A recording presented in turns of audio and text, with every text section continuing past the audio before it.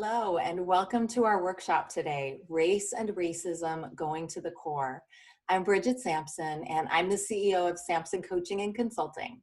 I'm also an emeritus professor of communication studies at California State University, Northridge. We are so honored to welcome our guest speaker today, who will be presenting this workshop and taking questions at the end. Lauren and Nile. So let me take a couple of minutes to introduce you to Lauren so we will understand why we're all so very lucky to be here for this experience. Lauren is a trainer, a keynote speaker, an organizational development expert, and a retired attorney.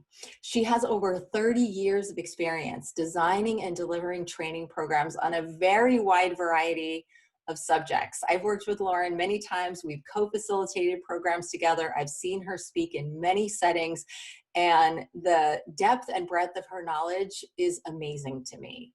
She has worked with government agencies, nonprofit organizations, educational institutions, small businesses, Fortune 500 companies, and more over her 30-plus year career as a speaker and a trainer. Lauren covers leadership, workplace etiquette, diversity, and as I said, much more.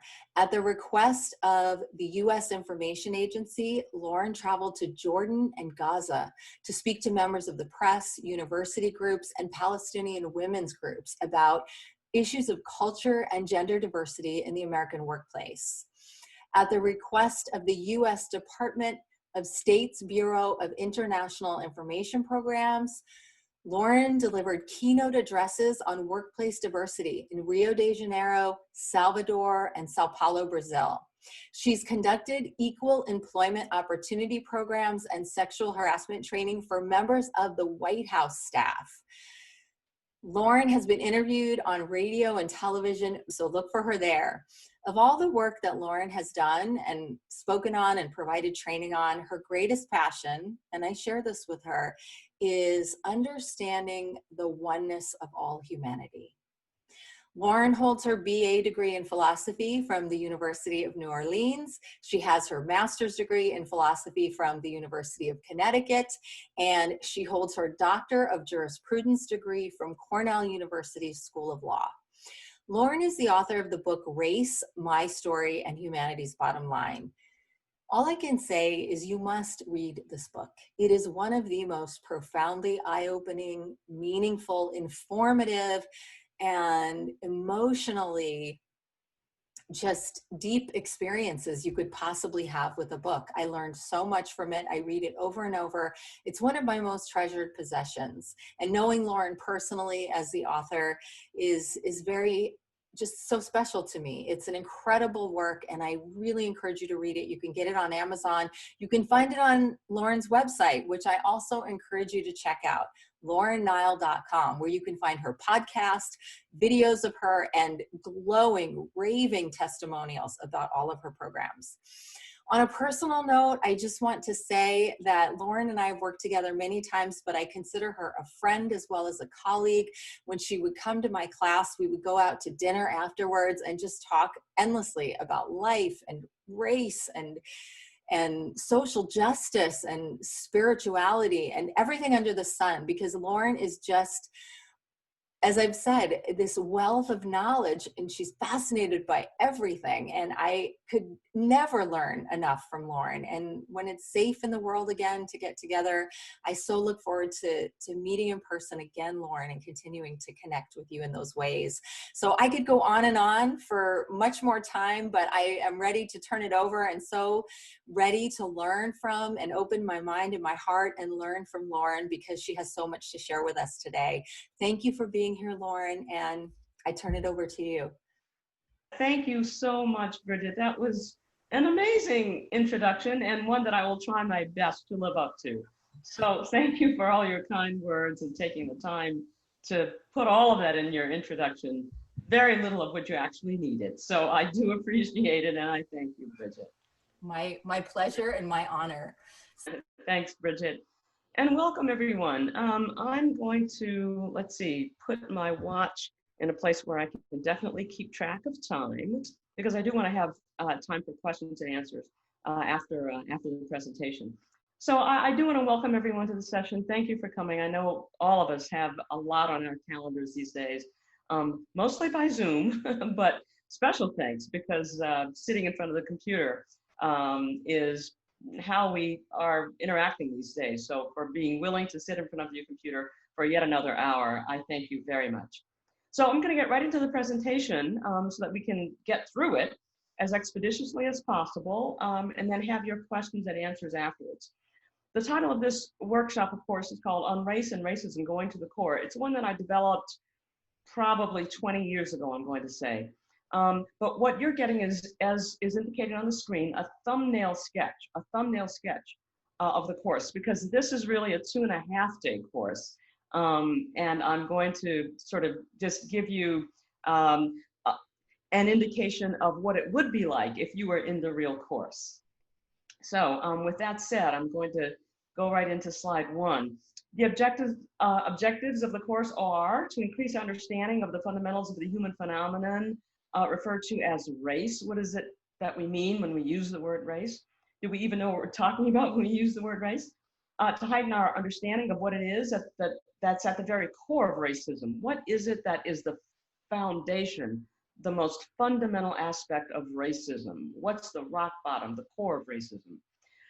We want to get there by not only experiencing the presentation, but also by respectfully and deeply listening to the thoughts and feelings of others in the room, if we were really in a room, and in that process, hopefully loosening both the mental and the emotional chains of unconscious bias that may be present in us. So those are the objectives of the course that I share with participants when we're actually going through the 2.5-day experience. So the agenda for this course is comprised of 13 questions, and we're going to go through, all 13 of them, but very, very quickly. Okay, so this is 2.5 days down to 30 minutes or so. All right, so question 1, what is racism? And so what I do is I have the participants in a large group brainstorm definitions of racism. Personal racism, institutional or systemic or structural racism. And as I say, that takes place in the form of a large group brainstorm. But I let them know that our focus for the purpose of this workshop is on personal racism. The institutional, the systemic racism is the stuff of another workshop. Our focus is on personal racism. And our focus within the subject of personal racism will be specifically on what is most often the cause of personal racism. And that cause, more often than not, is unconscious racial bias. So this is what we know about unconscious racial bias. And believe me, you're seeing just a few slides for every question. And so I have much more on unconscious bias and on every other topic that we'll discuss today.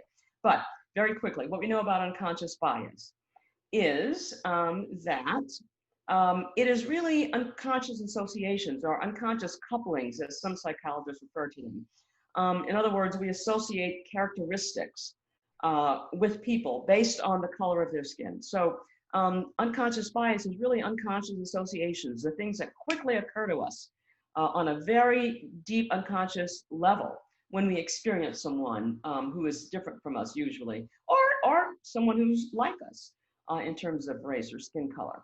We talk about how, how it works, how bias in the brain works, and that our brains are actually hardwired to take shortcuts. So if we were looking at a table, our brains would automatically register table. If we're looking at a computer screen, our brains would automatically register computer screen. And that has served us well. Over the course of our life as a species, we've had to make very quick distinctions in order to save our lives. If this looks like a lion, I'm not going to stand there and think, is this really a lion? No, I got to get out of there. So mental shortcuts has been good for us. But where it has not worked is with regard to people. But our brain doesn't know that. So it takes the same shortcuts for people as it does for animals and inanimate objects. And that's where we get into trouble. That's the source of unconscious bias. So the impact of unconscious bias, what? For those of us who are targets, it robs us of our human individuality and thus of our very humanity. It's exceedingly painful, when you know that someone looks at you and sizes you up in all kinds of things, your taste of music, your intelligence, your level of education, how you grew up, all of that is encompassed in the color of your skin. It's very painful because they're not seeing you. They're not seeing you, the individual. They're not seeing you, the human being. On those of us who hold the unconscious bias, I put people in small groups in the workshop, have them discuss that. And then we report it out. And those results are often things like, wow, it robs us of the full measure of, for example, the kinds of friends we could have, the kinds of movies we see, the kinds of plays we see, the kinds of books we read. It really gives us a very narrow experience of this human life that we all have. Those are some of the kinds of reports that come out of those small groups. And then we have questions and final thoughts in response to that question: what is racism really? What is personal racism? But there's so much more to it, obviously, than we're going through today. But it is unconscious bias, unconscious couplings, unconscious associations that we make as soon as we see someone based on what they, how their physical appearance is. Question 2, how do we develop unconscious racial bias? I go into a little lecturette that I call childhood conditioning, in which I share with people that, as far as we know, none of us are born with any of this, but that as we grow up, a lack of information about different others, what we might call different others, combined with a lot of misinformation that we get from a variety of sources, the media and our parents and other kids, combined with a lack of exposure. Those three things, lack of information, misinformation, and lack of exposure, result in these unconscious associations. So we go through that little lecture, and then we have them do an early exercise. We have participants do an early exercise in which they go back and try to remember the first time either they themselves or someone that they knew was responded to as other than.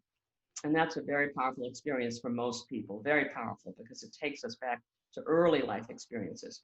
And then I have the participants do an exercise called 5 repeats of the question, in which I sort of set them up to give me a ridiculous answer to a very simple question. But the purpose of the exercise is to show them that if I can set you up to give me an answer that's as ridiculous as the answer you just gave me in 5 seconds, what about a lifetime of conditioning? What would that do? What would be the impact of that?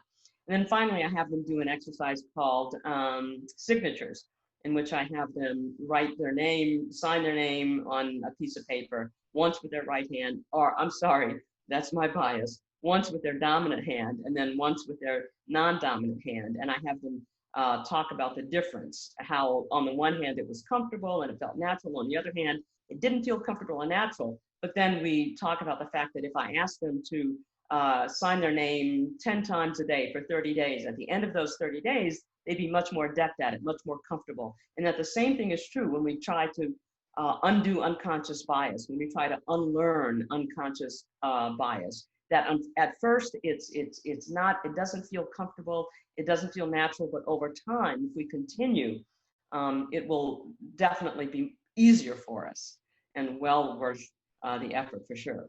Then final questions and answers on that second question, how do we develop personal racism? And then we go to our third question, what's the core of racism? What is it? Bottom line, what is at the very foundation of racism? So we go here, which is for many people, the most moving part of the workshop. I do a little reading from my book. There it is, Race, My Story and Humanity's Bottom Line. More than a book, it's an experience. And so I do a little reading on this topic from my book, followed by some slides. The core, the very root of racism is the unconscious belief that some people are more human than others. Specifically, it's the belief that Europeans and their descendants are literally more human. In other words, more highly evolved than, and are farther away from apes and chimpanzees and monkeys and all the other higher primates than are people of color, and particularly than people of African descent. That's the very root of racism. It's ugly and it's painful, and most people have a hard time going there. But in my experience, that really is unconsciously working for so many people. So the ugly, painful core of racism, our unconscious belief, here it is in pictures. Here it is. It's that human beings evolved up from Africans to Europeans. This, in my experience, based on comments I've heard over the years, certainly, and based on just my experience as a human being in the world, is the very root, the actual core of racism. Here it is, the evolution in our minds from the higher primate to African people to Asian people to sort of Semitic looking light brown people to Europeans. That's it. Now, why do we believe this? Well, because we've received in many different ways over the course of our entire lifetime the message that people of European descent are the most human, the most highly evolved people on the planet. So here's that message that we've received so many times, just in pictures alone, just in pictures alone. Now, I only have 3 examples that follow because of our time, but in the workshop, I have example after example after example, many slides showing this. Here we are, showing the evolution of humanity from a higher primate into a person of European descent, a Caucasian person. This was Science Digest, the cover of Science Digest magazine, January, February of 1981. I still have the actual hardcover, the actual hard copy of this magazine. I'm a science nut. I love science. I've always loved science my entire life.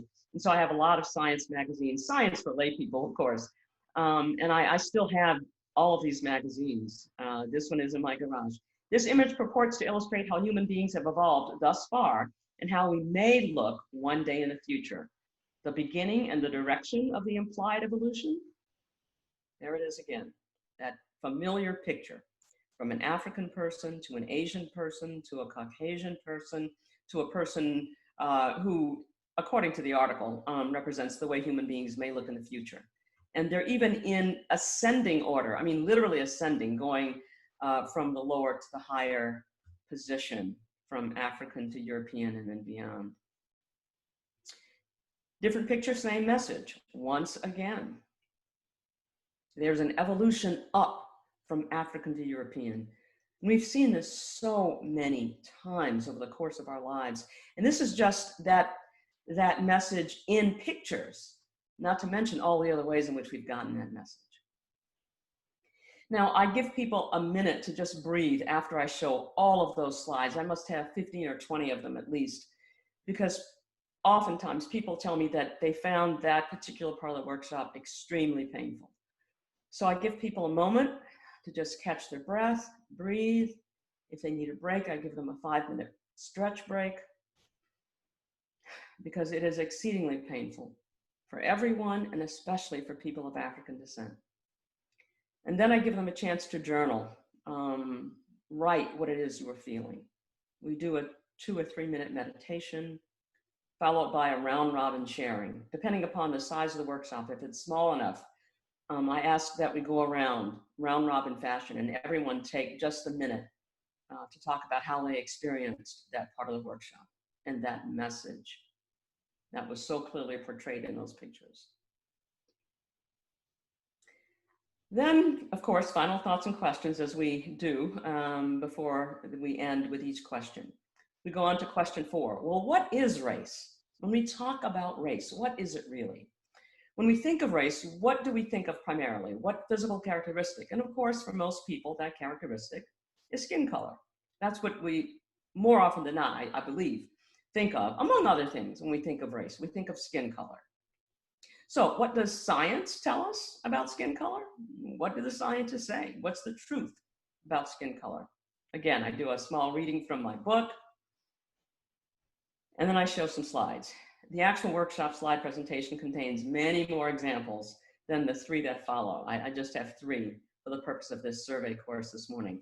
So I start with this 1981, I still have the hard copy, 1981 issue of Newsweek magazine, The Search for Adam and Eve, Scientists Explore a Controversial Theory About Man's Origins. And this was the first time that I ever remember seeing a report on what's at that point was going on with regard to the new DNA science. It was brand new, and how the DNA science took us all the way back to the very foundation of the human tree in Africa. It was an incredible article, and it's still online. You can get it. The Search for Adam and Eve, Newsweek, January 19, I believe it was 81. So more recently, scientists are still finding more evidence of the African origin of our entire species. Here's one that I found particularly interesting. Scientists reveal the first European faces were not white. Much to the dismay of any would-be white supremacists, scientists have recently revealed that the face of the first Europeans were surprisingly sub-Saharan African in appearance. Very quickly, what happened is that human beings, for millions of years, after we made that evolutionary leap from chimpanzees, our closest relatives, to Homo sapiens, there were only African human beings on the planet. And then between 90 and 180,000 years ago, over then existing land bridges, fully formed modern day African human beings started walking across what were then land bridges to the entire rest of the planet, except Antarctica, of course. And over a course of 20,000 years, those Africans who left Africa and went to Europe and Asia and Australia and everywhere else on the planet, the Middle East, slowly physically adapted to their new environments. Can't go into a lot of detail about that. But at any rate, here's a person who was in the process of making that change. They call him Cheddar Man because he was found, his bones were found in Cheddar, England. And this is based on his DNA, the DNA that was found in his bones, a likeness that scientists came up with for what he probably looked like. So you can see his skin is still brown, his hair had begun to straighten out, his eyes had already, the color of his eyes had already changed. He still had more of an African nose than a typically European nose. So he was in the process of making that physical transition. And this link is to a video of scientists talking about this in England. His bones were found, just probably less than 2 years ago. Mounting scientific evidence of the Africa to Europe journey. And I should have said Africa to the rest of the world journey. It's just coming in more and more. The trek of fully formed modern day African men and women out of Africa to the four corners of the earth. There are many, many models of how this happened. Most of them are very, very close. They may differ to a slight degree or another. But for the most part, scientists have this path of human migration out of Africa to the rest of the world down pretty clearly. So these migration maps are all over the place. They are fascinating. National Geographic, I still have this one, here it is, March 12th, what was the year? I don't see it now, but I still have the original.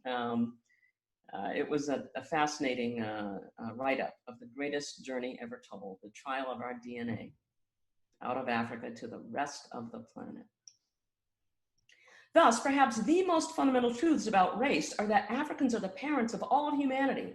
Africans are the parents of all humanity, and that all people are equally human. All of us share 98% of our DNA with our closest relatives, chimpanzees. 98% of our DNA we share with them, and no race shares any more of their DNA with them than that. Time for questions and final thoughts. And boy, there are lots of questions about this in the actual workshop. But what I love is that you can check me in real time these days. You know, I'm so used to the to the skeptical looks about this information. But now with the internet, people can go on their phones and check me in real time. Don't believe me, I say to them, believe the scientists. Check it out for yourselves. So I give them a small group assignment at that point, and they love this. Participants love this part of the workshop, in which I ask them to create a work of art, a visual art, a song, a poem, a group performance, or whatever they'd like about the oneness of humanity. And my goodness, the people in the workshop come up with such wonderful, and sometimes very funny, skits and works of art, just beautiful representations of the oneness of our human species. I love this part of the workshop. It's so moving. And they perform, each group performs their piece of art for the entire class. Question 5, what are the fundamentals of the biology of race? We're one human family, period, full stop. One human family. That's why we're in this coronavirus nightmare with each other together. We're all contagious to each other. We have the same germs, the same injections. What are they called? We're looking for that thing that's going to, I'm rushing, so I can't think as clearly as I'd like right now. Vaccine, thank you. We're all looking for a vaccine That'll work equally on all of us because we're one human family, one biology. So here we go. Procreation between a horse and a donkey. As similar as they look, a horse and a donkey, as similar as they look, because they are not an exact genetic match. In other words, because they are members of two different species, when they procreate, they create a mule. A mule is an animal that is not biologically viable because it has no sex organs, and therefore it can't recreate itself. It can't procreate. And why is that? Because its parents are close enough to procreate, but not close enough. They're not the same species, so they're not close enough to create a perfectly viable offspring. But this young woman and this young man, as different as they look, are an exact genetic match because they are members of the same species. And thus, when procreating, they create a biologically viable, perfectly human being. As different as they look, they are members of the same species.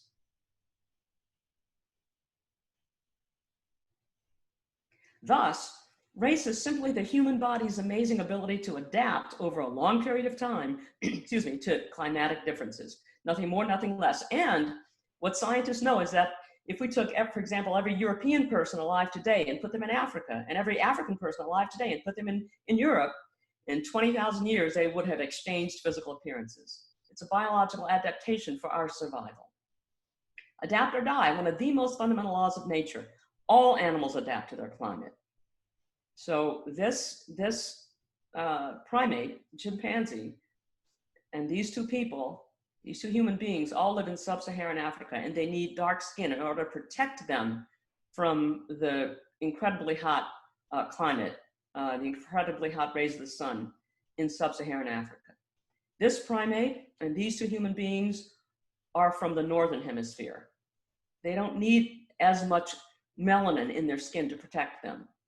So they all, over a period of time, lost most of the melanin in their skin to allow their skin to be able to absorb as much vitamin D from the sun. And vitamin D, we know, is critical in embryonic development.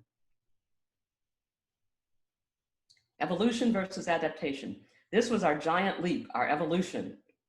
But this is the picture that we're never shown. We saw earlier the pictures that are always shown, ape to European.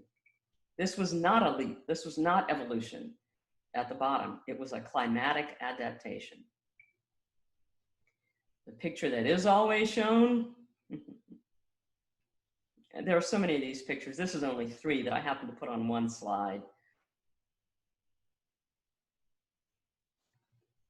Different, the same. The evolutionary process, by the way, is irreversible. We can never go back. Thank goodness. But any of the people, any of the human beings at the bottom of this slide can, over time, over 20,000 years or so, change appearance based on the climate that their progeny might travel to. This is our beautiful human family.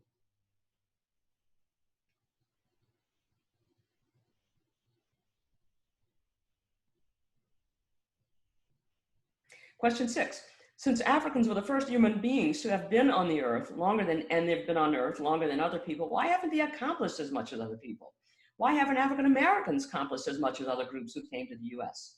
Okay, so considering the first question, I ask people first, what do you think? What do you know about African history? What is it that people think about when they think of African history? I have them discuss that in a large group. What do I know about the accomplishments of Africa, and their contributions to civilization? Do I know that they have any? If so, what are they? If I don't know, why don't I know this information? Same thing with regard to African Americans. What do I know about their achievements and their accomplishments and their contributions to the United States? What do I really know about their history? If I don't know anything, why not? So I go through some little known African history about all of these incredibly advanced African empires, ancient African empires. The Nok Empire, the Mali Empire, the Songhai Empire, the Oyo Empire. I take them through write-ups in National Geographic about all of the incredibly great African pharaohs, the great kings and queens of Africa. I take them through a whole lot more than I just showed you. And 99% of that information people had never, ever heard of before, had never been exposed to it. But what about African American history? So let's consider that question. What's the first thing that many people think of when they think of African American history? Yeah, slavery. But little known African American history, and then I take them through all of these people that have, these African American people that have contributed so much to African American history. And we have time in the workshop to go through it all, and the inventions, the hundreds of inventions by African Americans, along with, complete with their numbers, their patent numbers and the dates. And what comes to mind regarding our neighborhoods, our communities, and how we live? Usually this: when many people think of African American neighborhoods, Black neighborhoods, this is what they think of. These are the images that come to mind. But I ask them, have you ever seen, or do we see representations often of middle-class African American communities such as these? You know, I mean, on television now, especially in commercials, you know, we're seeing some improvement, but by and large, not. These are actually wealthy African American communities, wealthy communities outside of Atlanta, outside of Washington, D.C. I mean, I just Googled wealthy African American neighborhoods, and there they were. But it's not what we think of when we think of Black neighborhoods. Images of other Americans of color, Indigenous people, Hispanic Americans, Asian Americans. In the actual workshop, I talk much more about those other three groups of people as well. So we go through some of those images in the workshop. I have people share their thoughts in pairs about what we've discussed in this particular question. We have time for final thoughts and questions, and then we move on to day 2, question 7. Okay, how did Africans who've been here for so long become slaves in the Western Hemisphere? What's the origin of the form of racism that's been practiced by Europeans? And so we're running out of time, so I'll just very quickly run through these slides. It began with a gross misunderstanding from the very beginning. Another quick reading from my book. How has it been taught in the past, this form of racism? There are a number of answers presented, among them through Eurocentrism. Here are a few examples. Eurocentrism, viewing the whole world through the eyes of Europeans. So here's a couple of examples. This is what the images in Egypt actually look like, and this is how they are often portrayed in magazines. And we see this time and time again. Life magazine, I still have my original Life magazine, How We Came to America. Well, my ancestors didn't come to America as immigrants with a hope in their heart, looking for a better life for their children. My ancestors came here very differently, but how we, the we, encompasses everybody. It's just Eurocentric. And it's, you know, it's not that these people are being, the writers of these articles are being intentionally racist. It's just so unconscious, you know, that when they think about we, Americans, they think about European Americans. Here's another one, the way we were, our Ice Age heritage. You know, Newsweek magazine from 1986. Even our very view of the world. This is the Mercator map that most of us in my generation grew up with. And this is the actual map that the National Geographic Association developed probably 30 years ago. This is how the world actually looks. In this map, you can see that the equator is actually 2/3 of the way down the map. The equator cuts the Earth in half. We all know that. So the majority of the African continent is actually in the northern hemisphere. Europe is much smaller, and Eurasia is much smaller in reality than it is portrayed in this map that we all grew up with. And we go on to talk about this in some length, but our very view of the world has been, if you will, Eurocentrized, to make up a word. Why do we think that this is the way the world is and not like this? After all, the world rotates on its axis. So it spends just as much time in this position as it does in this position. But yet this is how we're shown the world, with Europe on top, as opposed to like this. The world is, as I say, as much this way as it is the other way in terms of length of time. We talk about this in fishbowls. I won't describe what fishbowls are, but it's a way of really getting to the crux of the matter, having half the class sit and listen as the other half discusses it. And then we reverse. Question 9, how has this form of racism affected the group assumed to be inferior, the group assumed to be superior, the relationship between the two groups? We really get into discussions about that in small groups or in pairs, and then in the large group. We come back and we report out what was the basic theme of the discussion in the small groups. And then we go on to question 10. What are some of the most important historical milestones in our attempt to mature beyond racism? Okay, so no time to go through all of this, but we talk about what happened from 1492. Actually, we go back, yeah, from 1492. I'll just leave that up on the screen for another couple of seconds so you can see that for yourselves. And then we talk about what happened in 1865 when the 13th Amendment was passed and African Americans were freed from the institution of slavery. All of these things then happened from 1865 until 1964. We lost a whole century, almost 99 years. We lost almost an entire century when we were not only were we not working on racism, but we were engaged in incredibly, as a society, incredibly racist policies and practices. Then from 1964 to 1920, over the last 56 years, again, all of these things have happened, which have increased the impact of racism on the targets of racism. We have questions, and then we go into questions 11, 12, and 13. And I just have them here for you to see. Why do European Americans and Americans of color often have such divergent views about racism? Most often than not, in any poll, European Americans, significantly more European Americans will say racism isn't as much of a problem as it was in the past. It's really, it may impact people's lives here or there, sort of sporadically. People of color have a very different take, saying it is something that is constantly present in our lives. Why do we have such divergent views about racism? Question 12, where are we today in 2020 regarding racism in the United States? That's often a very, very lively discussion. And then question 13, the last question of the workshop, where do we go from here? Can we ultimately grow and mature beyond personal racism, structural racism? If so, how? If not, why not? That's the last question of the day. And then, I show them that this is our planet, our only home. We can't live anywhere else. This is where we are all from, planet Earth. It's everyone's home. We all breathe the same air. We're all contingent upon, or dependent rather, upon the same soil for our food, the same water supply for our water. We have time for final questions and answers. And that pretty much brings us to the end of that workshop. But I think, a couple more slides. All of that entire history has resulted in a very painful, totally false stereotype of African Americans and other Americans of color. But what are the three most painful stereotypes of African Americans specifically? Being thought of as intellectually inferior, and that we are so genetically, that we're not as smart as other people. That's very, very painful.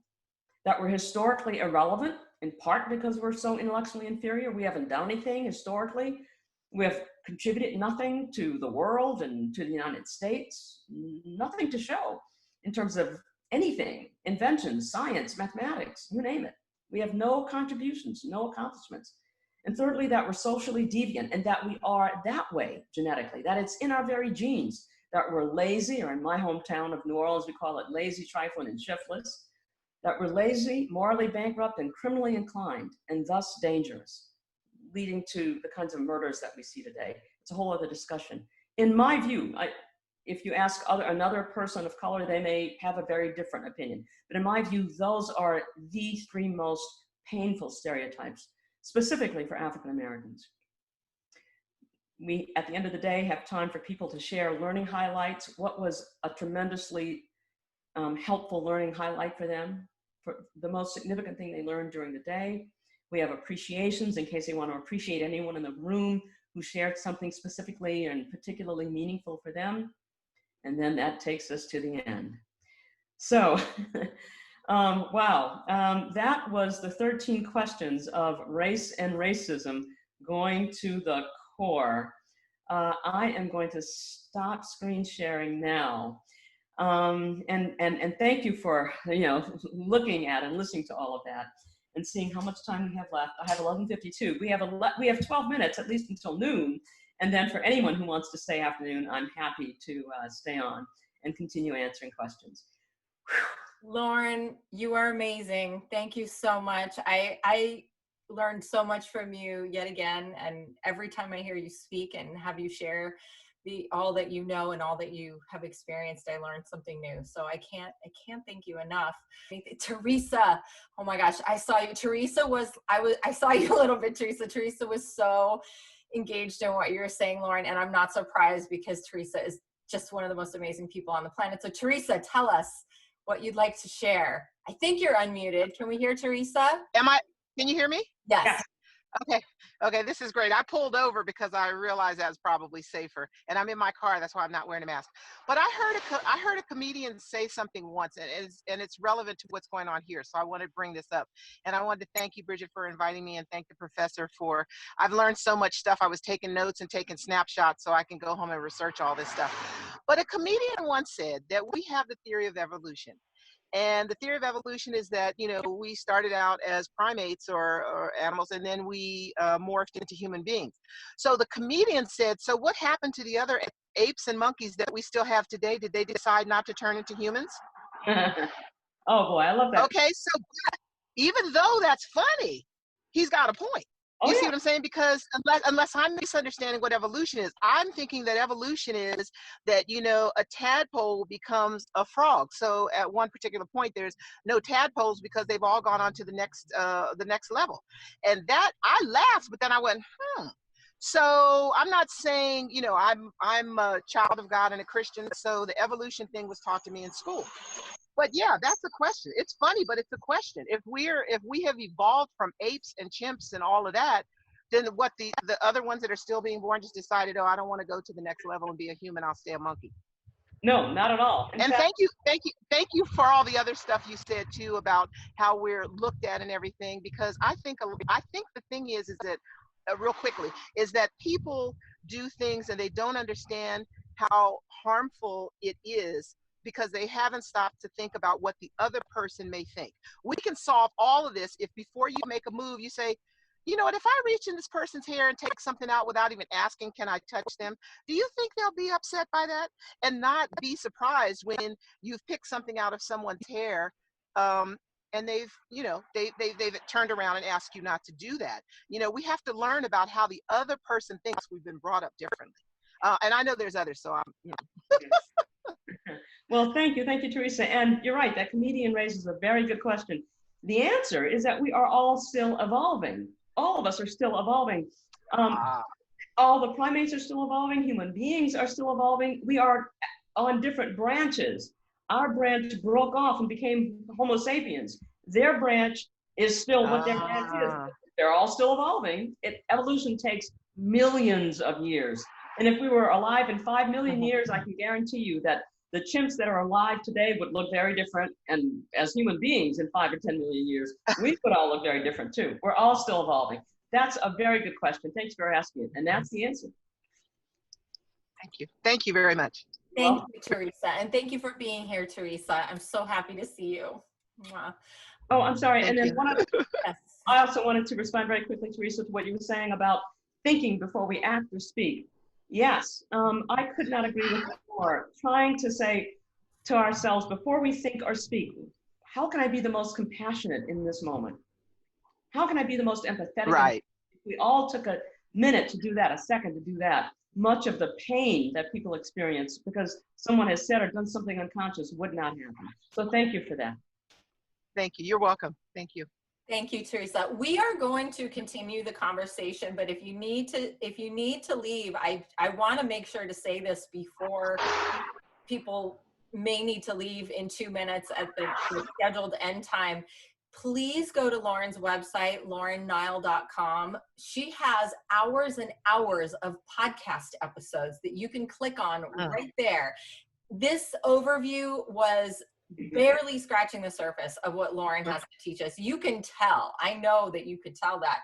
Please listen to her podcast. Please read her book. Please, if you are work with an organization that can bring in a speaker, as she talked about, this is normally a 2-day intensive workshop where you do personal, deep work and application of all of these concepts that she's talking about. Please, please, before you leave, make a commitment to look at Lauren's work in more depth, because this was just a brief introduction to it.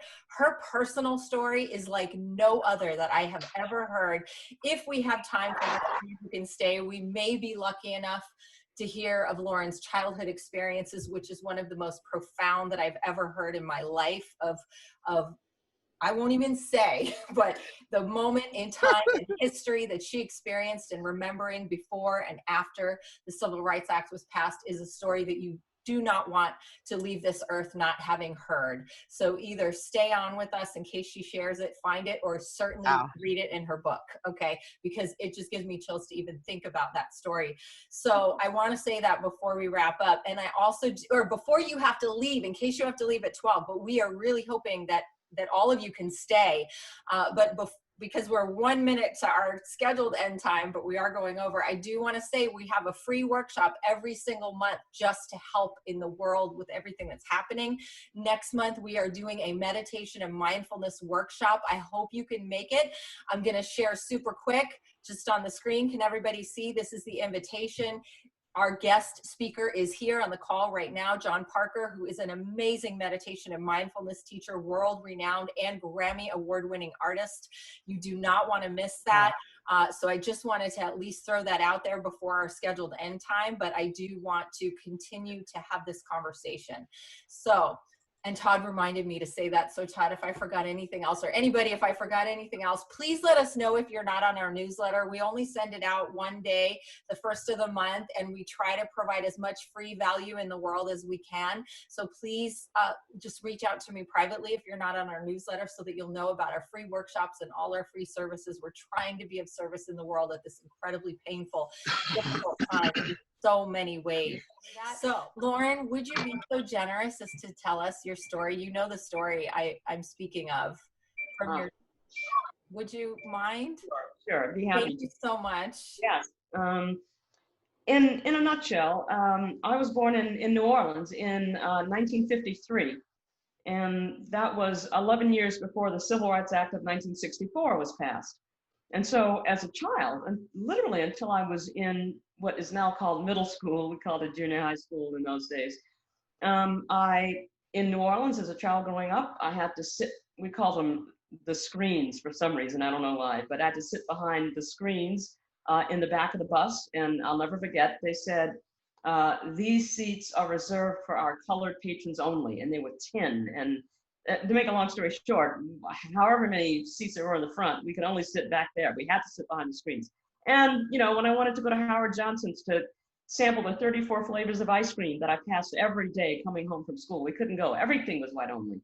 You know, whenever my mother took me to see a Disney movie, 101 Dalmatians and Mary Poppins and all of those movies that were out when I was a child, we had to sit in the colored section, way up in the balcony of the Circle Theater. I mean, everything was segregated in New Orleans. If you were sitting at a bench waiting for a public service bus, the bench that might have been 5 or 6 feet long had a colored side and a white side with a white stripe down the middle. Water fountains, colored and fountain. Everything was colored and white, colored and white. There was a familiar 3-restroom lineup, men, women, and color. It's the world I grew up in. It was American apartheid. Well, when President Johnson signed the Civil Rights Act of '64, on July 2nd, 1964, I'll never forget it. Never forget it, because the phone in my house that evening was ringing off the hook. All my parents' friends, my aunts and uncles, my grandparents, everybody was calling the house. Everybody was so happy and elated, and everybody was talking about it, and I couldn't believe it, and I was just not quite, I was 11, going to be 11 in a month. And I thought, what is everybody so happy about? And I asked my mother, Mom, what's going on? Why is everybody so happy?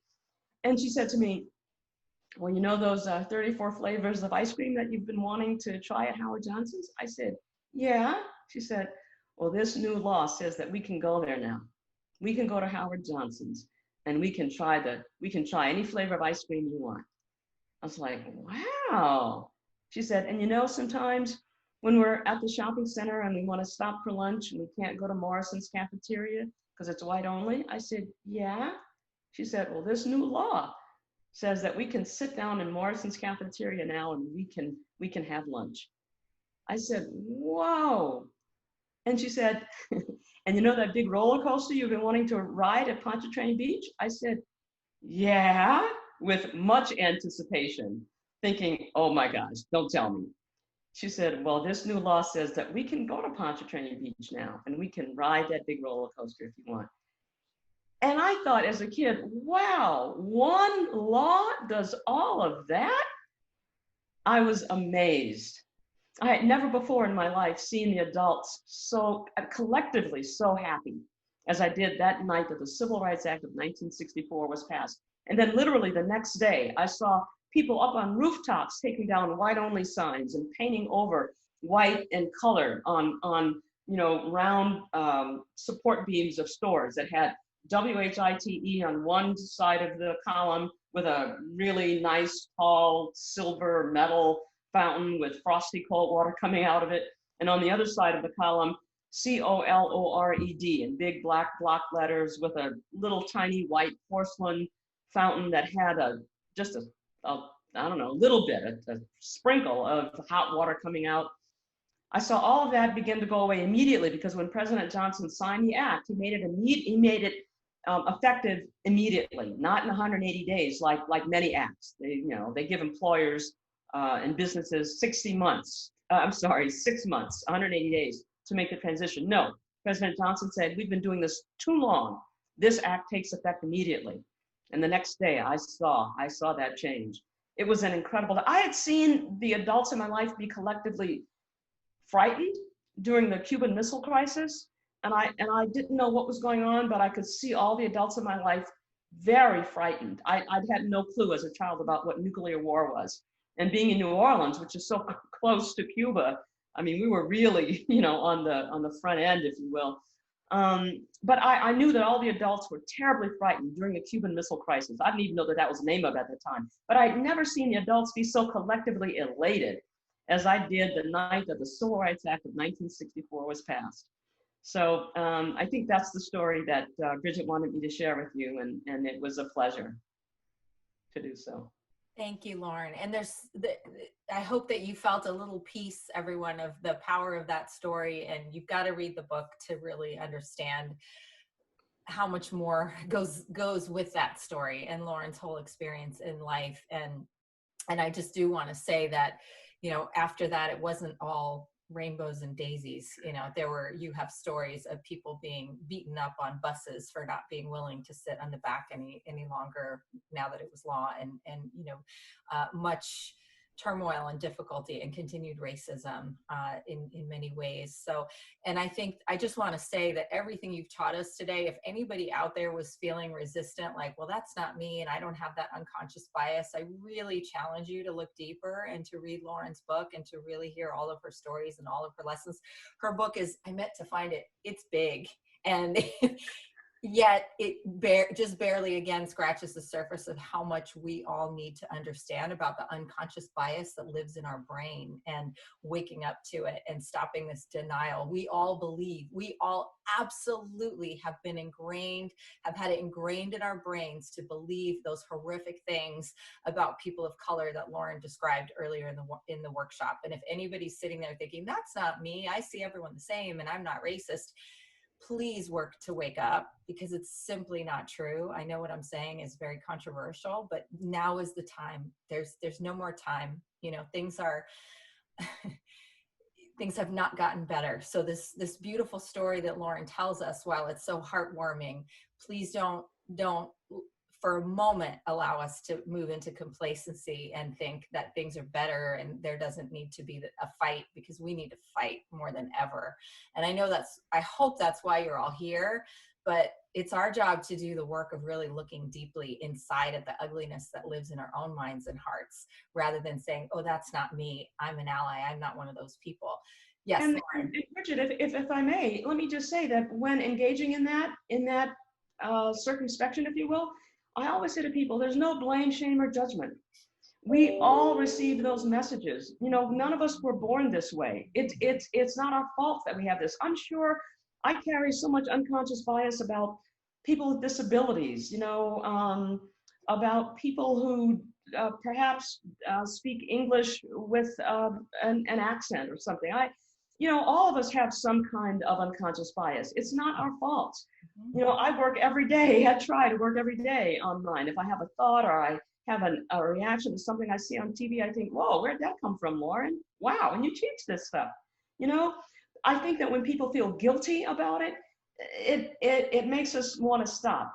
This doesn't feel comfortable. I don't want to do this diversity stuff. I don't want to look at myself and try to, no, it just feels too bad. I feel guilty, or I feel, you know, bad about it or shame. Right. No, don't let that guilt or that shame stop us. Because if we do, for example, if I as a person who lives right now without a disability, let myself do that, I don't want to look at that. It's uncomfortable and I'm ashamed of it.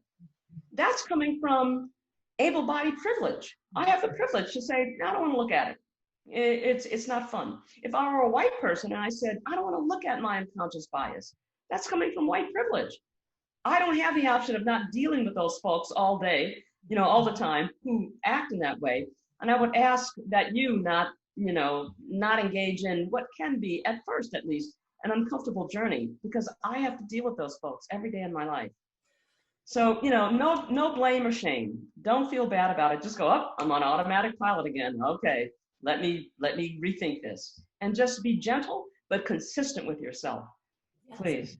Yes, I could not agree more, Lauren. You're absolutely right. And I think we just need to look at it, and it's part of what our brain does to simplify things and to make sense of the world. And exactly as you said, as we do all day long, we change and distort what we're seeing and what we're thinking about things to make sense and to be able to function in the world. And so if we can just look at it that way and detach from the guilt and the shame and look at it honestly, we can catch ourselves more and make the choices that our higher self, we believe, really wants to make.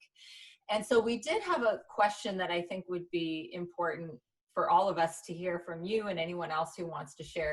So the question then is, how can we be allies? How can we all be allies to all people on the planet, but especially in the Black Lives Matter movement? And do you have any thoughts for us on that? I do, actually. You know I do, Bridget. I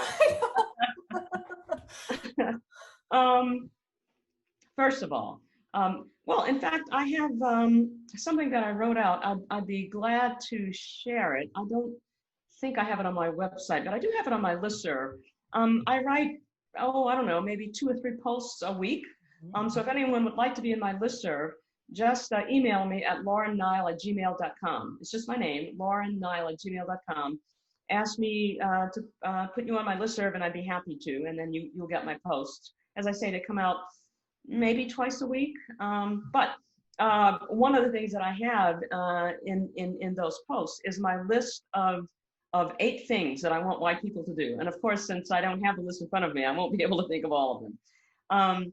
But yes, there are definitely things that white people can do who want to be allies to people of color in this struggle for racial equality.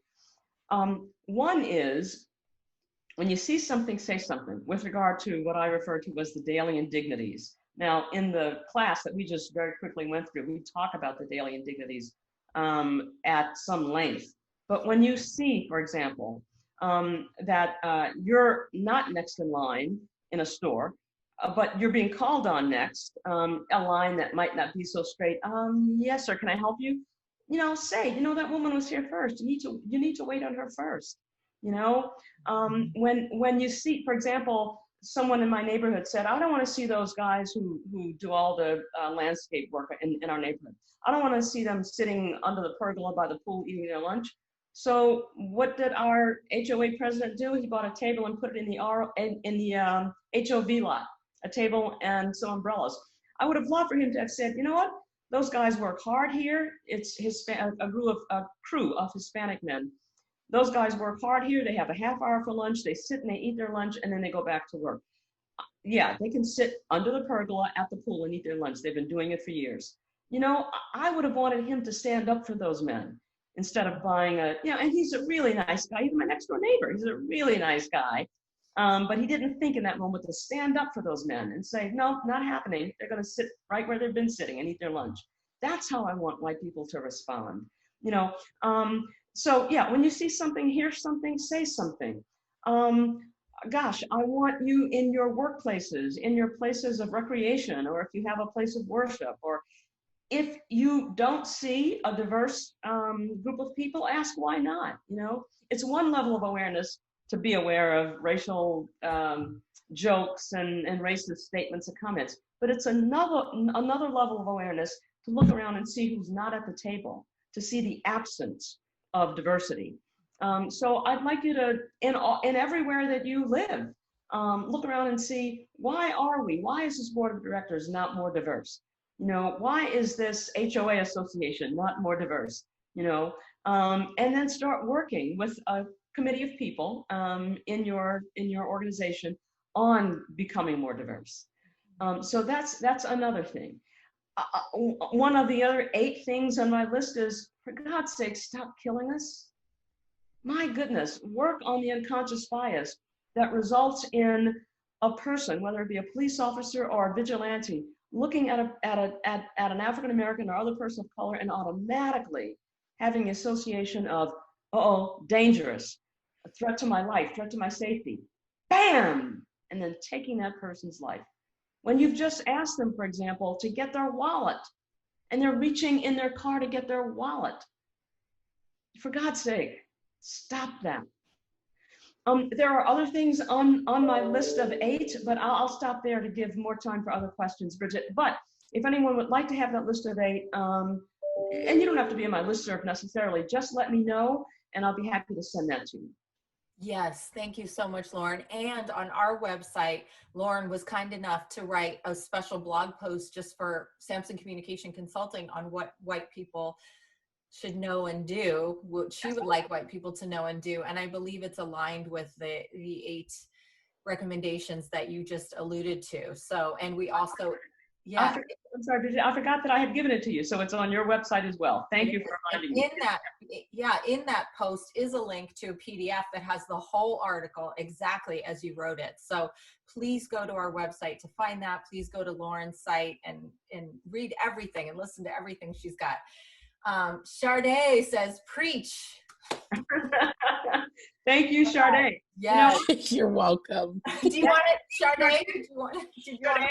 Preach gets a snap. Okay. Yeah, I'm so happy to see you here, Sade. Thank you. And thank you for for that encouragement. We're doing what we can here. So much more needs to be done, clearly, and you're all part of it with us. So we thank you for that. We have a comment. Lopez, I think it's Yadira Lopez. Why Lopez? I totally agree with those landscapers. And so you struck a chord, I think, for all of us, because we need to open our eyes wider and look around what's happening in our neighborhoods, in our backyards, in our places of work, worship, communities, and we will see it. If we start to look, we will see it, just as of course you see it, and you're aware of it, and we all need to be, though. We all need to open our eyes in this new way, and we will see it in front of us every single day. So thank you for that. And yeah, I have a question. I have Black friends, and a few of them, especially one guy, I can't seem to get him out of his old mode, even though he's extremely intelligent and religious and very creative and just a great guy. He's very, very angry, and he just can't stop being angry about the whole thing. So, and we come to, I try to teach him meditation, et cetera, all different conversations that we have. I was wondering if you had any advice on how to help him, how I could help him. We're very good friends, and we're sort of like a team. But I understand why, but I don't understand how I can help him to get out of it. or can I? Thank you for that question, John. I have for years said that things such as meditation, and I'm a daily meditator myself, and even Western style talk therapy are good in getting us to the point of realizing, for example, the source of, oh, this is why I'm so angry. Oh, this is why I have never had a good relationship with my brother, or whatever it is. When we are contemplative in that way, or when we talk it out with a trained therapist in that way, we can get to the point of, aha, that's the source of it. But then once we get to that source, in my opinion, neither of those two, maybe meditation, I'm not sure, but certainly Western talk therapy, in my view, is often not very helpful in having us deal with the feelings. We have the source in mind, but then what do I do with all those feelings? And so I, years ago, learned about something called reevaluation counseling, RC, co-counseling is its nickname, in which people discharge their feelings. That's what they do. The whole session is about discharging. And sometimes you may not even know exactly what it is you're angry about in that moment. You just know that you're angry. And you don't have to know. What you do is you discharge those feelings. So the person who's counseling with you, and it's all peer counseling, that person says, okay, I want you to just hold me, or you can just, I'm going to stand against the wall, and you just push. You just push. And I want to hear a sound, just hear a sound. And that sound is often primal and guttural, and it is just pain coming out. And there are many ways to help a person discharge. And when you learn about this, you learn all the different ways of helping someone discharge. Scanning is another one. When was the first time you felt this? What would you like to say to this person? Okay, here's their face. What would you like to do? Punch it. Okay, let's get a pillow. Let's get a pillow. Let's do that. And over time, with that kind of discharge, depending upon the level of anger or whatever the person's feeling, it can take months and months and months. But eventually, with that kind of consistent discharge, after a while, the person will start coming to their weekly session going, I don't have very much on top today, because they will have discharged so much pain, so much hurt. And at that point, you can often see a physical change in the person, in terms of bags under their eyes and all kinds of other things, because they have discharged over time so much pain. In my view, the only way to help a person who's stuck in that is to help them get it out. Get it out. Talking to them about it, meditating about it, perhaps. Certainly just talking with a therapist about it will not do it. That'll lead to, those kinds of things lead to ahas, realizations about the source of the anger, but then we got to get it out, because as long as that person's suffering that much, as long as they're angry that much, they're suffering in a way that they need not, if they could just get it out. But it's underneath, and it's just bubbling all the time. They just need to, and he may say, but it's not going to do any good. Racism is still going to be there. I'm not going to do that, because it's an exercise in futility, because the racists are still going to be racist. Yes, but you know what? You will feel better. It's hard to believe that when they're going into the process. How's that going to make me feel better? The next time somebody, profiles me in a store, they just got to trust the process. It will. You will feel better, because you've gotten so much of it out and externalized it to such a great degree. That's what I would recommend, John. I don't know if your friend would be willing to do that, but that's what I tell people all the time. Sometimes they just need to sob. I know when my mother died, when my father died, 12 years after my mother died, my older brother, he's 10 years older than me, my shoulder was soaking. He wanted to stop. I said, no, don't stop, Lamar, don't stop. Let it go, let it go. And he sobbed and sobbed and sobbed. And I knew that he wasn't crying so much for my father, who had just died the week before, as he was for my mother, who had died 13 years before, but it had never come out. When my brother finally stopped crying, his lips were pink, he was ready to eat a sandwich. He hadn't eaten in days, because he had gotten it out. That's the healing process, I think. I hope Great that helps. answer. Thank you. You're welcome. And I hope your friend engages in it with you. Trust, you've got to trust the person that he's engaging in this with, because you're so vulnerable during that process. And I hope that you have enough trust with him, John, so that he will do that with you. Thank you. You're welcome. Thank you, Lauren. And that makes so much sense to me. Thank you.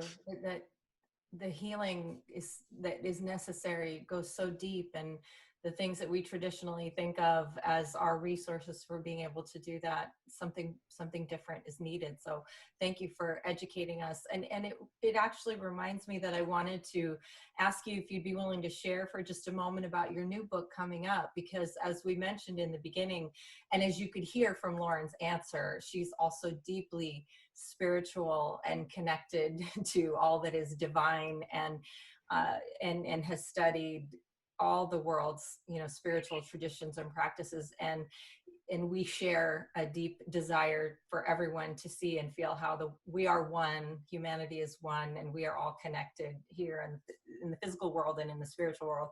And the book that she's writing is all about that. So would you be willing to just share with us a brief description of this book, which I so eagerly await reading? Thank you, Bridget. Thanks for the opportunity. Sure. I'd love to. The current title, it has changed a couple of times. It was going to be Religion, My Story, Religion and Spirituality, My Story and Humanity's Bottom Line. My current book is called Race, My Story and Humanity's Bottom Line. This one was going to be Religion and Spirituality, My Story and Humanity's Bottom Line. And it indeed may be the title of the book before it's over.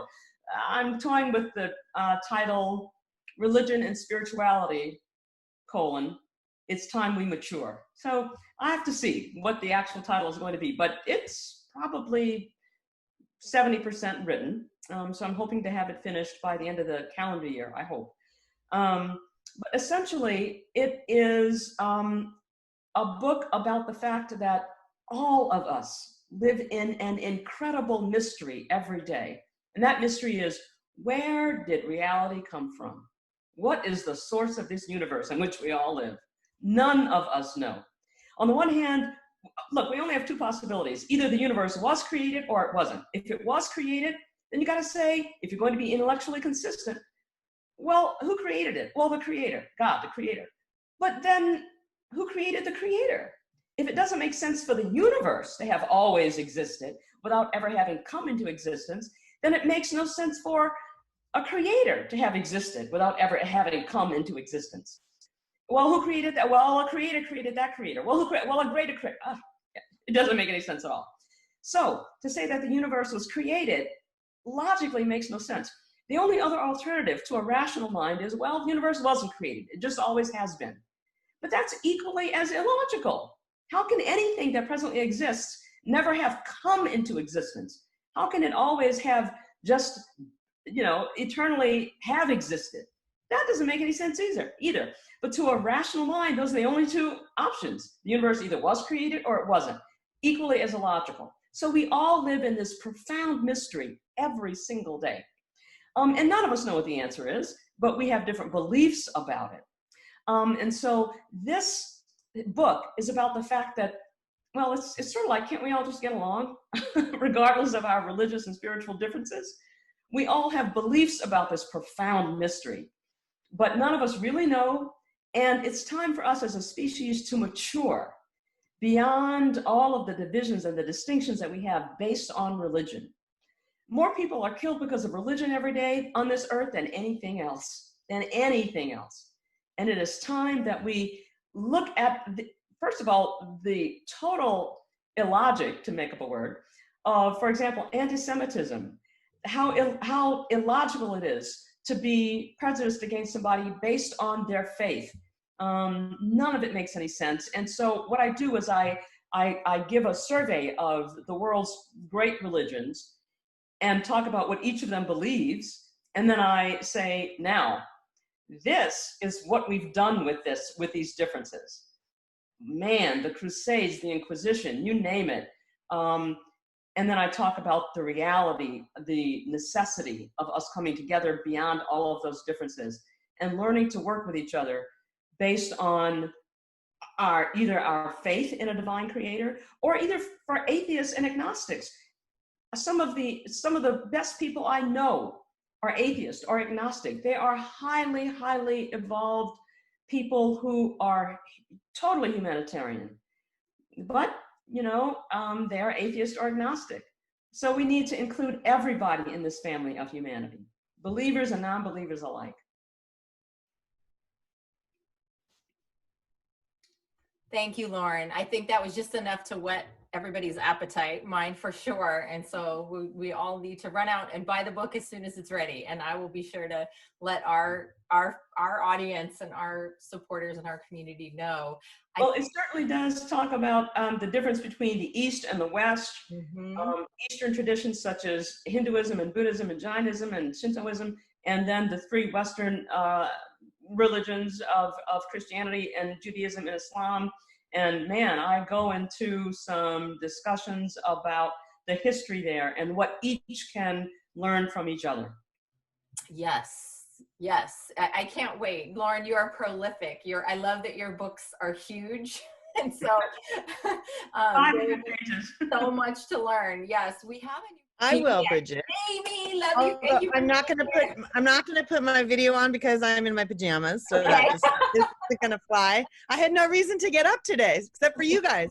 Thank you so much. I really appreciate this. I'm very fortunate to be surrounded with a lot of like-minded people, and we've been social distancing, having political discussions, and having discussions around race relations lately. And I'm a proud mom of a 13-year-old, so I think it's really important that the discussion stays open. But I was shocked when my 24-year-old niece, who just graduated college, said she had never discussed in school anything about the Rodney King riots or the Watts riots. And my son, they never discussed the George Floyd, are we going to call it the George Floyd riots, but the issue with George Floyd and what happened. And it's shocking that it wasn't discussed. It was such a timely experience for him, and he saw what was going on, and not to have that communication with school. So what can we do to make this, so, you think, oh, it just keeps happening, it's never going to end if we're not educating people. And how can we continue to educate our youth on race relations if they're not doing it in the schools? Well, in colleges, I think it's fair to say that most colleges these days have a Department of Ethnic and Women's Studies or something like that, which have all kinds of incredible courses on what's being called intersectionality, how all of the different facets of all of the isms, anti-Semitism, racism, homophobia, classism, how they all intersect. I mean, there are lots of wonderful courses in Departments of Ethnic and Women's Studies, or whatever they are called at the particular university. So I'd like to think that those courses are available if they're chosen by the student. Now, some students say, I don't have a lot of time in my schedule. It would be something that, it would be nice to take if I had time. So I personally think that every university in this country should have a freshman reading program, and maybe one semester, or if it's too much to ask for students, maybe a half semester, but at least I would say, hopefully, a full semester of intercultural studies, coming in the door. If you're going to be a student at this university, you got to do this first semester on intercultural studies. And I think that many universities actually have something like that. But I think that if every university enacted it, it would go a long way toward educating young people on the kinds of things that you're talking about, Jamie, that they might otherwise not get, because so many professors are uncomfortable talking about it. So many professors don't have a high level of comfort, personal comfort, talking about racial issues, talking about issues of gender and sexual orientation and sexual identity, and they think, I don't want to make any mistakes. I don't want to offend anybody. I'm probably going to say the wrong thing. So they don't go within 10 miles of it. But if they were to have their Ethnic and Women's Studies Department professors take that on, they would gladly take that on. But students, I think, have to be required to take such courses. Now, in high school, at the secondary school level, that's a whole other challenge. But hey, I once did a training in East Baton Rouge, Louisiana, where the school board was trying to require Confederate history. And if they can go to bat for that, they can go to bat for, a course such as the one you're describing, Jamie. It is so needed, because when I talk to adults in my workshops, the kind of things that I'm presenting to them, most had never heard of. And they're things that, if we just read the newspaper, if we just expose ourselves to, what's going on in the country at a certain level, we'd be aware of. So yes, I agree with you, Jamie. Secondary school, maybe starting in elementary school with regard to our unconscious bias and all that. We need that education desperately. Colleges can require it, and I think secondary schools can too, and they should. And so be an advocate for that. Write some kind of article for your local newspaper saying, this is what I'd like to see Cal State Northridge do. This is what I'd like to see. Try to get an online petition. Try to get that done, because students need it, and often will graduate after 4 years never having gotten it. Yeah, I think Jamie, I'm with you. I'm with you, and it's a hard question, and I think a lot of us have to start locally and start with our own school. So Jamie, you're so educated, and you're an amazing speaker, and you're so passionate. Maybe you could start a program at Luca's school, and that could be a prototype for other schools. It has to start somewhere, and I think once some schools start doing it, other schools can learn from that model, and we can expand from there. That's typically how these things start. But unfortunately, it's not happening. I agree with you at the early level in schooling, and it's actually not happening in some universities unless they value diversity. As John, we'd love to. Yeah, I just wanted to direct people to. I wrote down a YouTube called "The Truth About the Confederacy," and it's incredible. Within an hour, you learn exactly what happened, how it was manipulated, everything about it. It's just an incredible thing. And then you just know what happened and why we're in the fix we're in. I just want to recommend that. It's on. I wrote it down over there. It's called The Truth About the Confederacy on YouTube, John? Yeah, it's on YouTube, and I put down the Link? website thing over here on the comments. Okay. Oh, wonderful. Just take those comments. Yeah, just go there, and it's just unbelievable. And like you say, it was everything. I had no idea how it was done and what was done, and then I knew everything all of a sudden. And it was a relief. It was really a relief to really know, Mm-hmm. It's anyway, true. And your experience, John, is so common, that people don't know. After I've done a workshop, so often people have said to me, Lauren, why isn't this stuff taught in high school? I never knew about the Black codes, that right after slavery, the Black codes were enacted to try to put Black people right back into slavery. I never knew about the gains that African Americans made during Reconstruction, and including, having people be in the Senate and in the House. I never knew that there were Black people in the Congress in the 1870s, and and all those gains, how they were stripped away. I never knew any of that. Well, when you ask, well, how come, every other group has come here and I don't know, have been able to work their way from the slums to the suburbs in a generation. Why haven't those people been able to do it? You got a couple of days? I can tell you. But people don't know it. We don't know the real history. So I'm definitely going to look at that. Thank you, John. It's great. You'll like it. Yeah, I'm sure. But so I think, whoever needs to go, please go and take on the rest of the day. But I will say, as always, Lauren, I've sat, captivated hearing you speak in many, many hours of audiences, whether in my class or for the Educational Opportunity Program, when you used to come in and do the Walk of Life, which all of the students in the Educational Opportunity Program and mentors and faculty still talk about that experience and how profoundly moving and life-changing it was for them. So all of the hours I've spent, it's never enough. I always want more. And so I got so much out of today, and I can't even thank you enough.